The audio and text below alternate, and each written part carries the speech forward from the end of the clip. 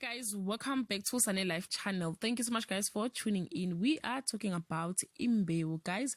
It seems as if imali inkinga enkulu kwimbewu njengoba abadlali bakhona engazuthi bayahamba bonke. Just after a week, Fundisa Zwane reportedly left imbewu the seat. Sunday World has it that another actress is on a way out. Ngobile Ndlovu, who plays Nokhanya Bengu in the telenovela, has allegedly left due to money issues.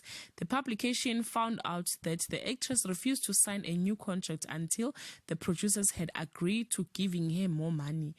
At the beginning of the year, Ndlovu refuses to sign a new contract. The producer of the show then were forced to put her on schedule, but she failed to come for the shoot because she was not happy with the contract and the money that the producers were prepared to pay her. When contacted for comment, the ETV managing director, Melon David, didn't confirm or deny the rumors. Guys, yeah, this is a very serious problem with imbewu. It seems as if most of the actors are leaving because of the money issues. I even wish to know how much are they earning really.